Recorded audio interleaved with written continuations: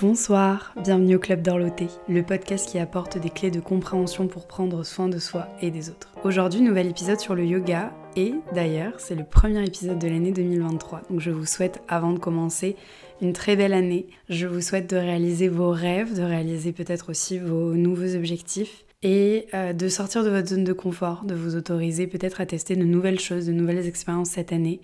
C'est toujours bien de le faire, chaque jour, tant qu'on peut. Mais en tout cas, voilà, vraiment, je vous souhaite de vivre plein de nouvelles aventures, que cette année soit remplie de surprises et d'amour.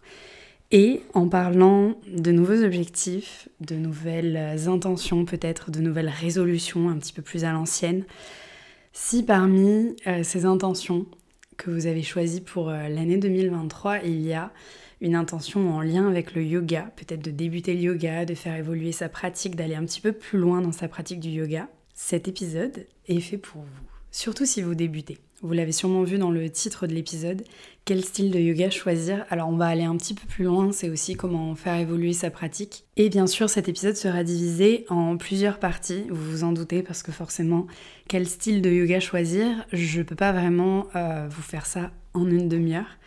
En tout cas, ça aurait été un peu short, je pense.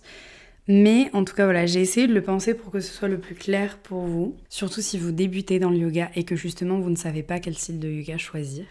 Et aussi quel style de yoga choisir si, pour le coup, vous êtes un pratiquant avancé. Qu'est-ce qu'on peut faire pour faire évoluer sa pratique? Qu'est-ce qu'on peut tester aussi pour varier sa pratique? Donc voilà, dans cet épisode, je vais donc prendre le temps de vous décrire un petit peu, alors avec mes mots, les différents styles de yoga qu'on peut pratiquer en France, que ce soit dans la salle des fêtes de votre village ou dans le studio un peu plus hype de votre quartier. J'ai pris vraiment les yogas les plus courants, ceux qu'on peut trouver en France et pas seulement en France métropolitaine. Maintenant, le yoga, c'est quand même assez répandu et il y aura forcément, parmi tous les styles que je vais vous décrire, un ou deux qui seront présents près de chez vous, que vous pourrez aller essayer, que vous soyez débutant ou pratiquant un petit peu plus avancé. Avant tout, deux petits disclaimers. Dans cet épisode, on va parler uniquement du yoga d'un point de vue postural, pratique physique, pratique sportive aussi, parce que on va pas se leurrer, il y a beaucoup de personnes qui rentrent dans le milieu du yoga à la base pour un côté physique, sportif. C'est ok, je sais que, et je le répète d'ailleurs très souvent, et je l'ai déjà dit dans ce podcast aussi, le yoga n'est pas un sport, on est d'accord. Si vous avez l'habitude d'écouter différents épisodes de podcast aussi sur le yoga, que vous êtes déjà un petit peu renseigné, le yoga c'est beaucoup plus que ça. On est vraiment sur une philosophie de vie, on n'est pas obligé de dérouler son tapis aussi pour pratiquer le yoga. Tout ça, j'en ai déjà parlé dans un précédent épisode que je vous invite à écouter d'ailleurs si vous le voulez juste après celui-ci, que j'avais enregistré avec mon amie Jade Fitoussi où on avait parlé de l'état de yoga en fait, au sens très large. Là, pour aujourd'hui, on va se contenter uniquement de l'aspect purement postural, physique, de qu'est-ce que c'est que de pratiquer le yoga sur le tapis. Deuxième petit disclaimer, tout ce que je vais dire dans cet épisode et dans cette série d'épisodes, puisque du coup il y aura plusieurs parties, c'est uniquement mon avis le 5 janvier 2023 et ça restera mon avis du 5 janvier 2023. Peut-être que dans 6 mois mon avis aura évolué et je me le souhaite.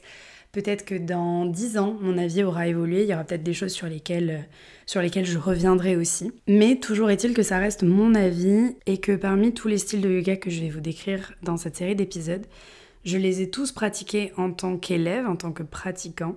Mais évidemment, je n'enseigne pas tous ces styles de yoga et je ne suis pas une experte de ces différents styles de yoga. Cet épisode, il est simplement pour vous faire un petit peu un état des lieux de ce qu'on peut pratiquer aujourd'hui près de chez soi, en France et plus généralement dans le monde, mais en tout cas on va vraiment se focus sur ce que vous pouvez pratiquer chez vous et près de chez vous en France aujourd'hui. Et avant de commencer, je vous rappelle qu'il y a autant de yoga, autant de styles de yoga, autant de styles d'enseignement de yoga que de profs de yoga. Même si là, moi, je vais faire des généralités, tout dépendra de l'enseignement qu'a reçu votre professeur, de la formation qu'il a reçue, de l'expérience aussi, de ce qu'il a vécu aussi dans sa vie. N'importe quel professeur enseigne aussi avec son vécu, avec tout ce qu'il a traversé dans sa vie et avec vraiment la manière dont il a été formé aussi, qui l'a formé, c'est aussi très important.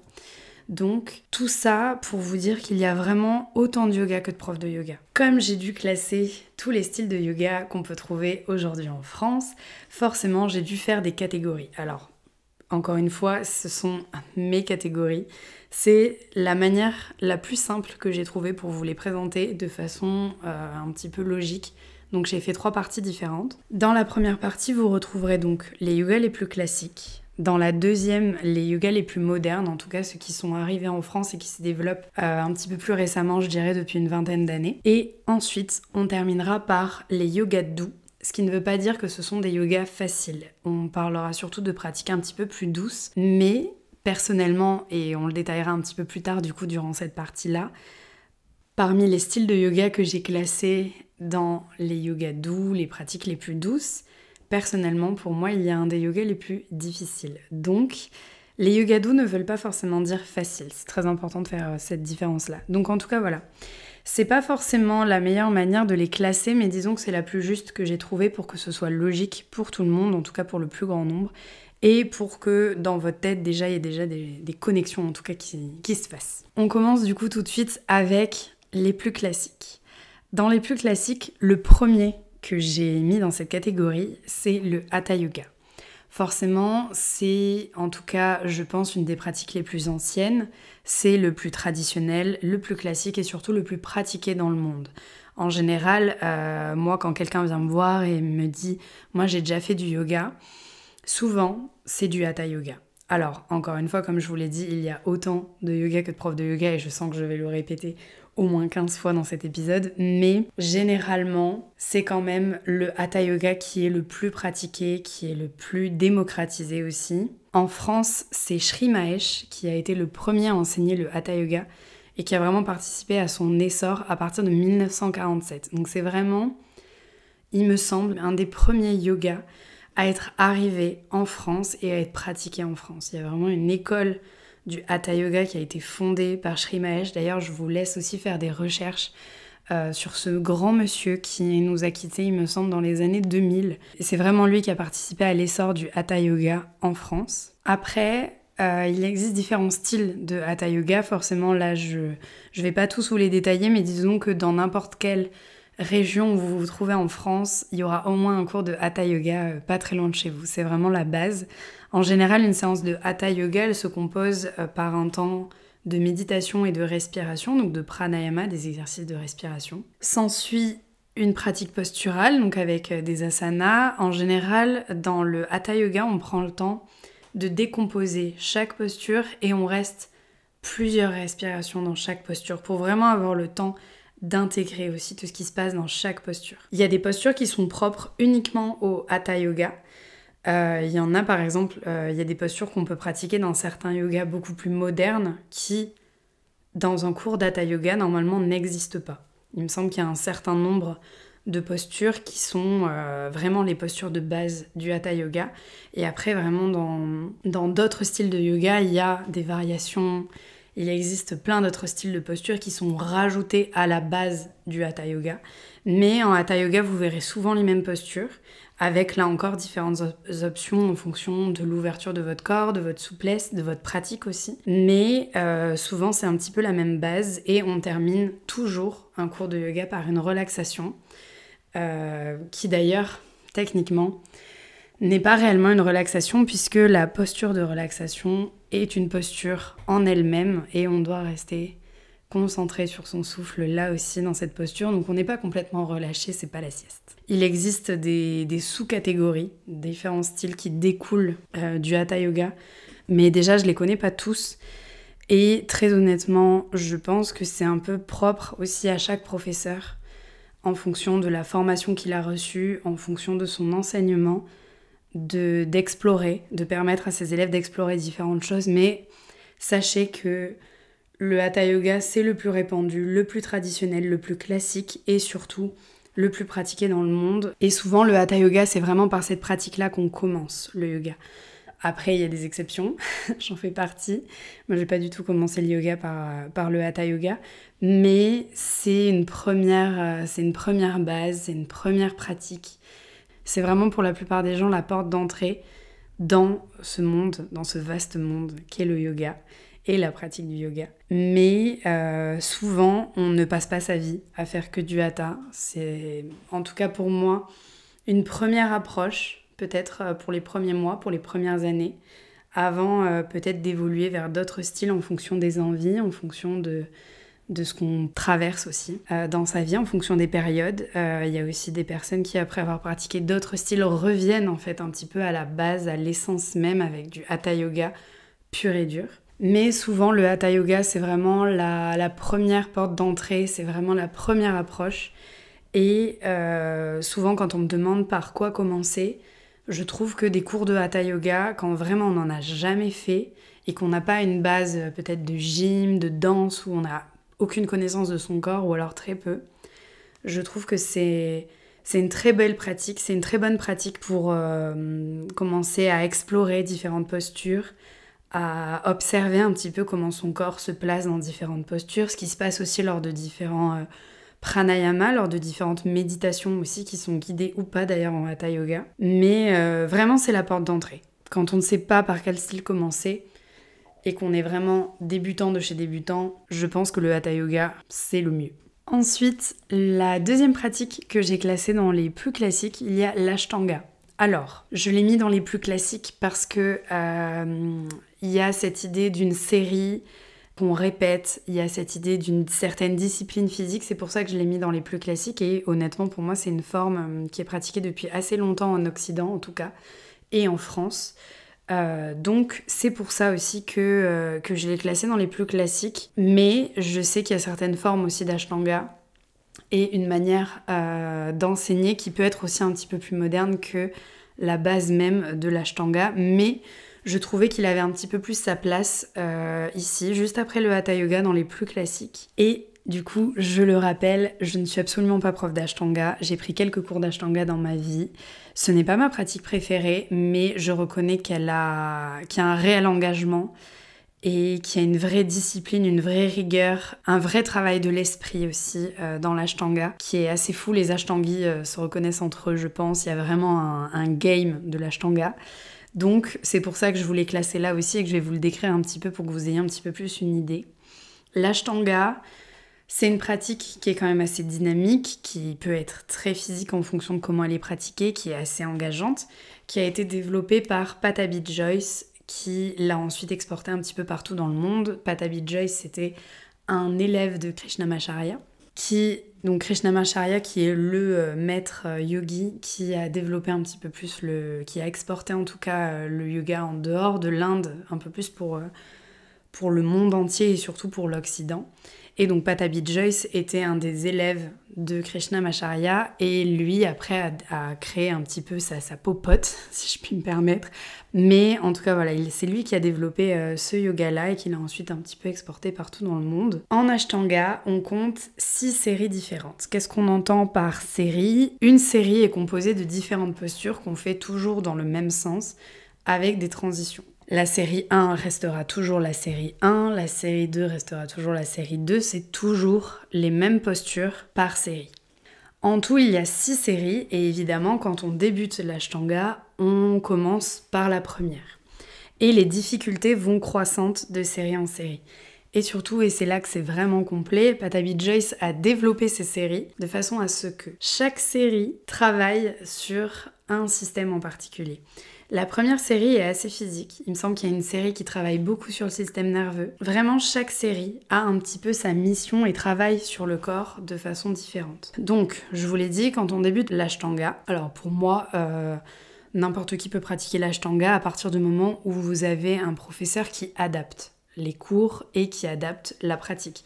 Il existe des ateliers où on initie, où c'est un petit peu une découverte de l'ashtanga. Je trouve que c'est très bien même pour des débutants. Mais c'est sûr que quand on débute, on commence toujours par la première série puisque les difficultés vraiment sont croissantes jusqu'à la 6e. D'ailleurs, je crois que même des personnes qui pratiquent l'ashtanga, même certains professeurs, ne connaissent pas les 6 séries. Je ne suis pas sûre que dans une vie, à moins d'avoir une discipline et aussi le corps qui le permet, on puisse aussi pratiquer toutes les séries. Ça doit exister, mais la plupart des professeurs d'ashtanga que je connais m'ont dit « je me suis arrêtée à la 4e ».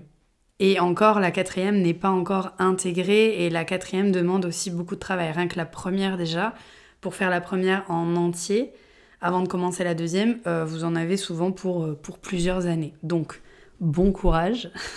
Parce que l'idée, avant tout aussi avec cette idée de série, avec des difficultés qui vont croissantes de série en série, c'est un petit peu de commencer par la première série et de ne passer à la deuxième qu'une fois la première totalement acquise. Même si, on le sait très bien en yoga et je le répète suffisamment, rien n'est jamais acquis. D'un jour à l'autre, l'équilibre peut être différent. D'un jour à l'autre, la force, la souplesse peut être différente aussi. Mais il y a un petit peu cette idée de palier où en Ashtanga, vous commencez par la première série et vous ne passez aux suivantes que à partir du moment où vous avez complètement intégré cette première série, qui a son niveau de difficulté aussi. C'est pour ça que je vous dis que techniquement, tout le monde peut pratiquer l'Ashtanga, mais il faut être bien accompagné. C'est quand même une pratique où si on pousse trop le corps, on peut facilement se blesser. Après, dans n'importe quelle pratique physique, dans n'importe quel yoga, c'est hyper important de ne pas aller trop loin, et je le répète et je le répéterai encore. Mais là, il y a vraiment cette... En tout cas, c'est ce qui s'en dégage. L'Ashtanga, il y a cette idée de rigueur, de discipline physique et mentale aussi, parce qu'au bout d'un moment, il faut lâcher. Il y a des choses, si ça passe pas aujourd'hui, ça passe pas aujourd'hui, ça passera peut-être dans 6 mois, c'est ok. Ça demande vraiment un travail du corps et de l'esprit pour accepter que pendant des mois, des années, on va peut-être rester sur la même série de postures avant que ça passe complètement pour pouvoir passer à autre chose. C'est pour ça que je vous dis que même des professeurs qui sont formés depuis des années, qui pratiquent tous les jours, n'en sont peut-être qu'à la 3e ou 4e série, et c'est ok. Après, selon son créateur, donc selon Pattabhi Jois, c'est plutôt une pratique matinale. Moi, je trouve ça un peu chaud, dès le matin, d'attaquer par une pratique d'Ashtanga, mais en tout cas, elle a été conçue comme ça, c'est plutôt une pratique matinale. Encore une fois, si pour vous, faire de l'Ashtanga le matin, ça vous convient pas, rien ne vous interdit de le faire le soir ou un petit peu plus tard dans la journée. Ça, vous faites un petit peu comme vous voulez, mais c'est vrai que de base, c'est plutôt une pratique du matin. Ensuite, il existe, alors peut-être que je vais super mal le prononcer, des cours ou des classes qu'on appelle Mysore, je ne sais jamais comment on prononce, c'est le nom d'une ville ou d'une région en Inde où a été pratiqué l'Ashtanga, où a été créé l'Ashtanga. Et dans ce style de cours-là, pour le coup, chaque pratiquant, chaque élève avance à son rythme et fait sa série tranquillou, tout est relatif, mais chacun sur son tapis à son rythme. C'est hyper impressionnant à voir, puisque faut vraiment imaginer une salle pleine d'élèves qui font tous quelque chose de différent, mais en fait tous sont focus sur leur pratique, ils font vraiment leur série à leur rythme, et il me semble que c'est un peu des cours où tu arrives, tu fais ta série et tu repars. C'est hyper libre. En général, l'Ashtanga se pratique sans musique, donc c'est assez impressionnant d'entendre aussi le souffle, la respiration de chaque élève, de chaque pratiquant. Après, ça, pour le coup, c'est des cours qui sont ouverts, je pense, pour des personnes qui, pour le coup, sont autonomes totalement, qui connaissent leur série, qui connaissent aussi leur niveau, leur propre rythme, ce qui est ok pour eux, ce qui l'est pas, ce qu'ils peuvent faire aujourd'hui et ce qu'ils ne peuvent pas faire. Donc il faut vraiment connaître déjà son corps et avoir déjà une pratique pas forcément avancée, mais en tout cas l'habitude de pratiquer l'Ashtanga. Après, ce sont quand même des espaces qui en général sont cadrés par un professeur d'Ashtanga, ce qui fait que j'imagine, si vraiment vous êtes bloqué ou vous avez besoin de précision, ou de quelqu'un qui vous assiste, vous pouvez quand même avoir quelqu'un qui est là pour vous. Mais l'idée, en tout cas, voilà, si vous voyez ce côté, si vous voyez écrit quelque part Ashtanga, Mysore, je ne sais jamais, sachez que c'est chaque pratiquant qui avance à son rythme et fait sa série tranquille sur son tapis, chacun un petit peu dans son coin, si vous voulez. Mais en même temps, il y a cette force du groupe où on est tous au même endroit pour faire la même chose, juste chacun avance à son rythme. C'est très beau. Et ça, c'est assez typique de l'Ashtanga pour le coup. Et en Ashtanga, je voulais pas préciser, mais vraiment l'accent il est mis sur la respiration, mais aussi sur le regard, avec ce qu'on appelle les drishtis. Les drishtis, c'est le fait de poser son regard de manière fixe et de ne pas bouger, de rester concentré. Donc souvent, déjà en Ashtanga, on n'a jamais les yeux fermés, il me semble. Et le regard, en fonction des postures, le regard est toujours posé à un endroit précis, fixe, qui est indiqué en fonction de la posture. Déjà pour ne pas perdre l'équilibre, pour rester concentré et rester à l'intérieur de sa pratique.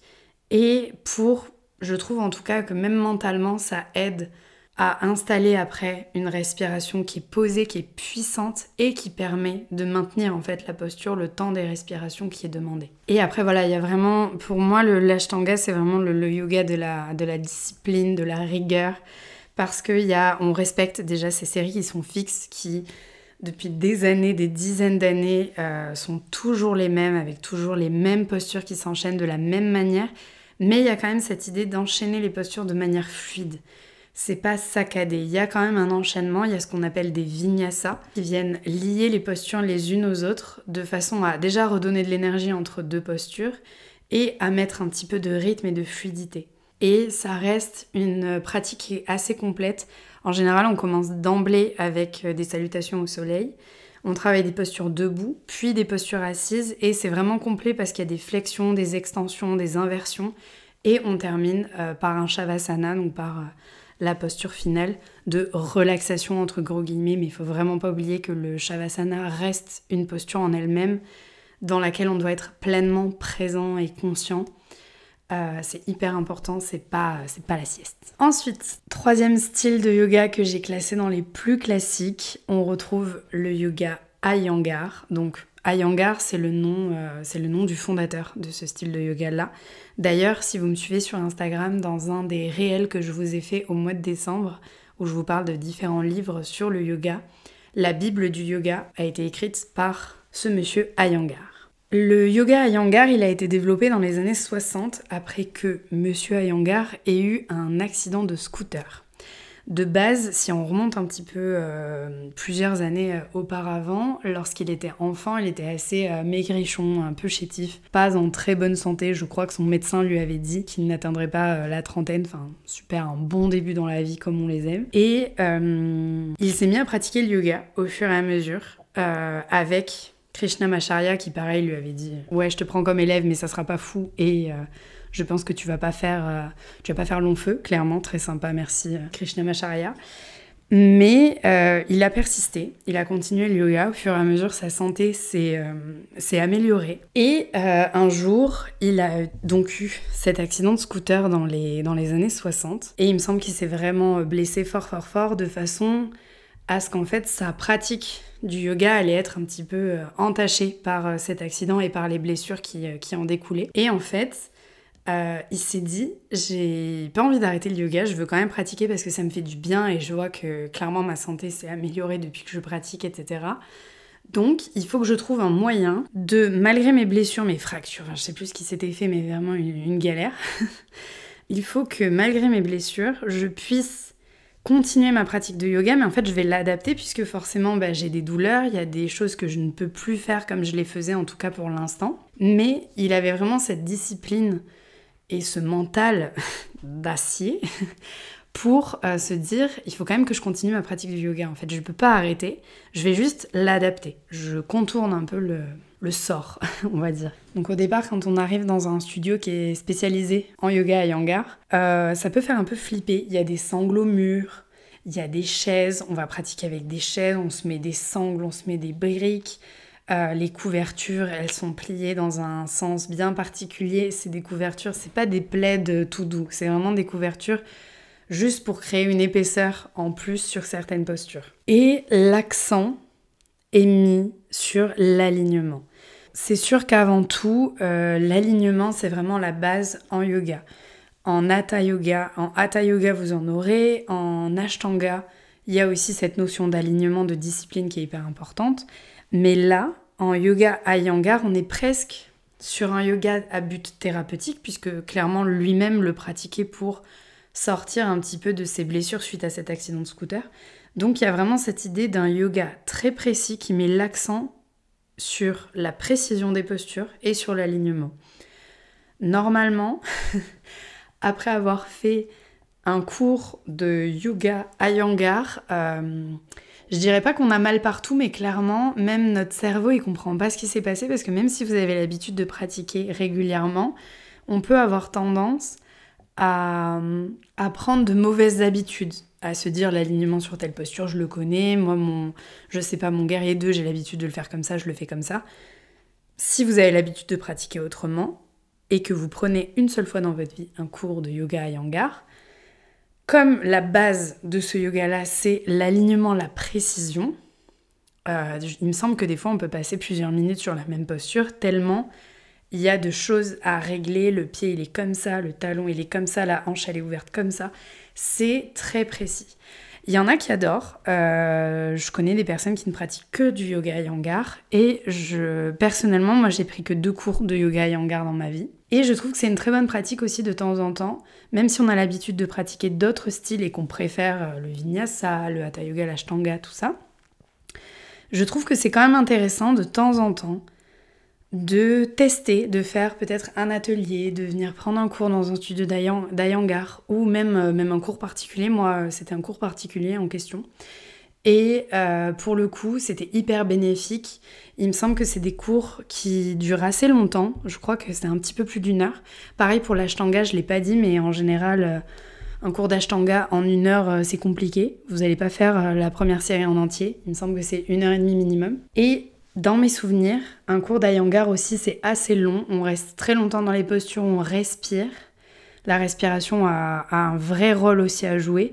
Et vraiment, ce qui peut le différencier des autres styles de yoga, c'est vraiment ce travail avec des supports, des briques, des couvertures, les chaises aussi pour un très bon alignement. Au début, ça peut paraître un peu déroutant de se dire on va faire du yoga sur des chaises, c'est-à-dire c'est des chaises pliantes. Et en fait, si, c'est hyper... Là, pour le coup, l'alignement, vous êtes obligé de l'avoir parce qu'il y a tous ces accessoires autour qui font que vous n'avez pas le choix. En gros, c'est ça. Il y a vraiment une rigueur dans ce yoga-là, dans cette pratique-là. Donc voilà pour le yoga Iyengar. Ensuite, donc 4e et dernier style de yoga que j'ai classé dans les plus classiques. Celui-ci est très différent des 3 autres qu'on vient de détailler à l'instant. On va parler du yoga Kundalini. Donc je vais commencer par vous expliquer un petit peu ce qu'est le Kundalini et comment aujourd'hui vous pouvez le pratiquer aujourd'hui en France. Le Kundalini, le yoga Kundalini, c'est une pratique qui est vraiment puissante. C'est un yoga énergétique plus. On est d'accord que tous les styles de yoga travaillent sur le plan physique et sur des plans après un petit peu plus énergétiques. Ça, c'est une certitude et c'est ok. Mais là, en Kundalini, on a passé un autre palier. Là, on est clairement sur autre chose.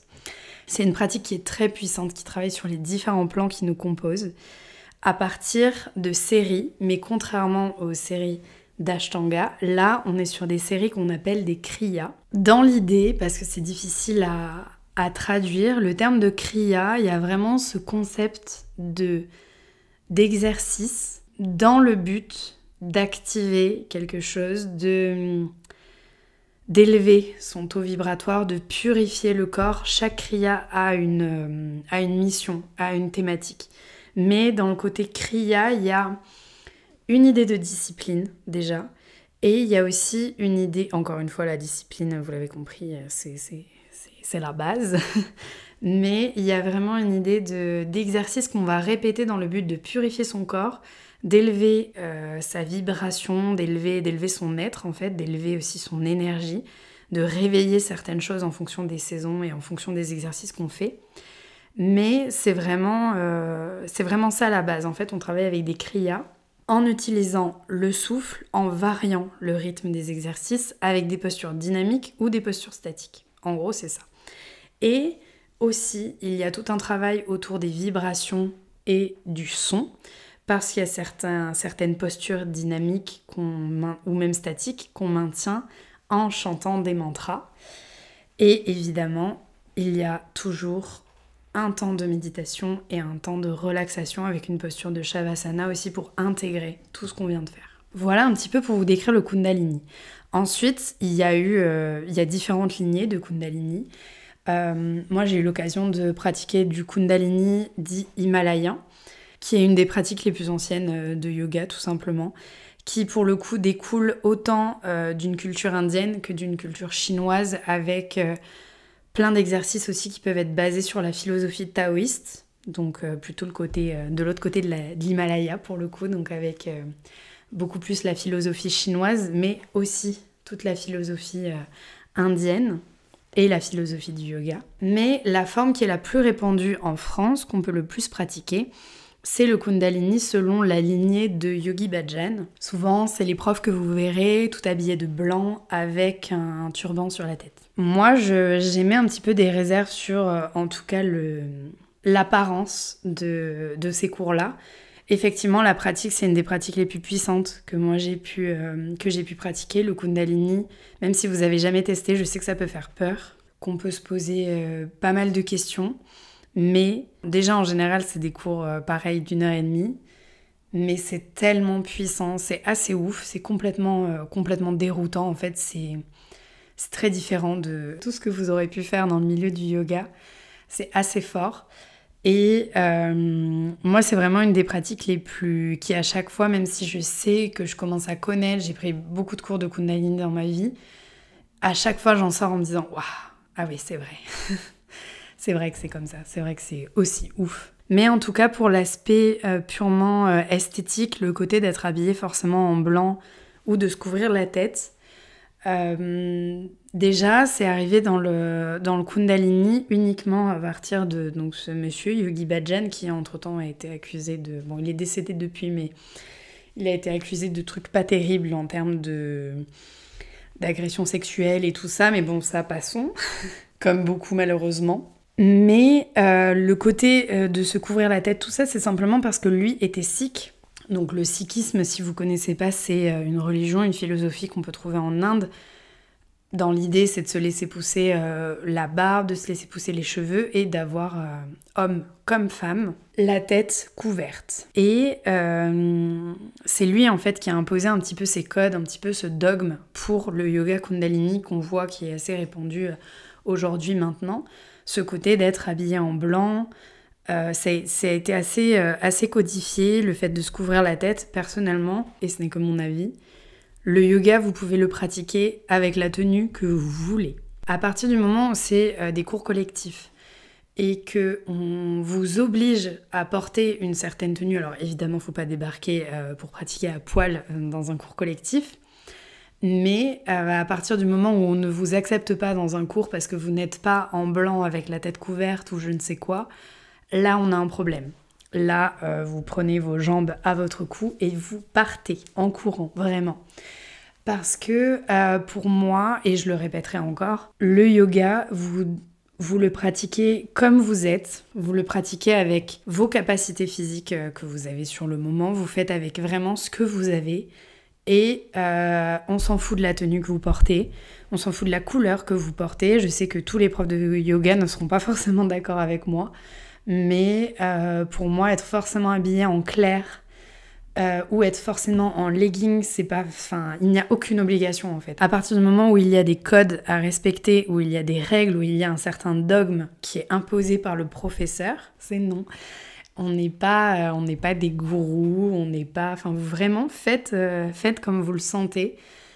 C'est hyper important. Si dans un... J'en reparlerai plus tard, je ferai sûrement d'autres épisodes où on parlera de ça, mais à partir du moment où dans une classe de yoga, quel que soit le style de yoga, là on parle vraiment beaucoup plus large, vous ne vous sentez pas à l'aise, vous ne vous sentez pas respecté, vous ne vous sentez pas...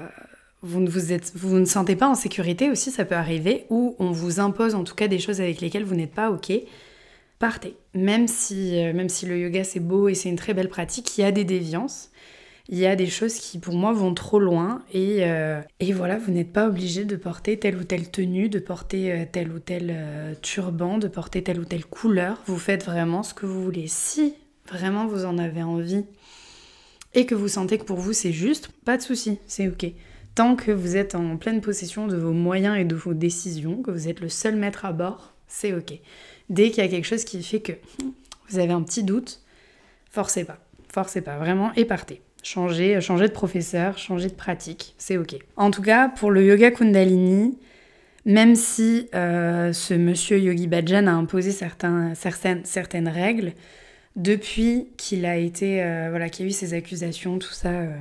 récemment, de ses plus proches disciples, de ses plus proches élèves, notamment aux États-Unis. Ça a mis un petit peu un coup de pied dans la fourmilière et c'est vrai que beaucoup de professeurs qui enseignent selon sa lignée à lui, selon son enseignement à lui, se sont un petit peu écartés aussi de certaines règles qu'il avait imposées. Et c'est ce qui fait que dans un cours de Kundalini aujourd'hui, même si le professeur peut-être sera en blanc, il ne se couvrira pas forcément la tête et vous ne serez pas obligé de venir dans une tenue particulière. C'est très important. C'est très important à préciser et vous restez libre de tous vos choix. Personnellement, pour moi, c'est une des pratiques les plus puissantes. Je vous encourage, si vous avez des cours de Kundalini autour de vous, ou peut-être faire un atelier de 2 ou 3 heures pour vraiment vous mettre dans le bain direct. Je vous conseille vraiment au moins de tester 1 ou 2 fois. Perso, moi je prends un cours de Kundalini à peu près 1 à 2 fois par an et je trouve que ça fait du bien, en fait, ça fait du bien. Même si vous avez l'habitude de pratiquer d'autres styles de yoga, c'est complètement différent. On est sur un autre niveau. Alors c'est assez engageant, c'est pas le yoga le plus doux de la planète, c'est pour ça d'ailleurs que je ne l'ai pas mis dans les yogas doux et pas non plus dans les yogas modernes parce que c'est quand même des techniques qui sont très anciennes, qui ont pour but de purifier le corps. On n'est pas du tout dans ce qu'on peut faire aujourd'hui dans les formes les plus modernes de yoga, mais c'est hyper puissant, ça demande pas mal de résistance. Ça nous demande de couper un petit peu avec le mental et en même temps on a besoin de ce mental-là pour tenir parce qu'il y a des postures statiques où c'est pas facile. Le fait de travailler avec les sons de mantra, les chants, les vibrations, ça... Vraiment, on est dans un autre monde, c'est très puissant. Et en même temps, c'est très concret, ça n'a rien de perché. Tout ce qui se passe, c'est réellement dans notre corps, en train de travailler en profondeur, en train de nettoyer ce qu'il y a à nettoyer, en train d'activer ce qu'il y a à activer. Et c'est vraiment très puissant. Donc je vous encourage à tester. On en a fini pour cette première partie des yogas les plus classiques, des yogas les plus traditionnels. Donc pour rappel, on a détaillé le Hatha Yoga qui est le plus pratiqué, l'Ashtanga, le Yoga Iyengar et le Yoga Kundalini. Dans une seconde partie, on parlera des yogas les plus modernes et dans la troisième et dernière partie, on parlera des yogas doux, des pratiques un petit peu plus douces. J'espère que cette première partie vous a plu et j'ai hâte de vous retrouver avec les 2 autres parties de ce podcast. Merci beaucoup de m'avoir écouté. On se retrouve très vite et d'ici là, prenez bien soin de vous. Bisous!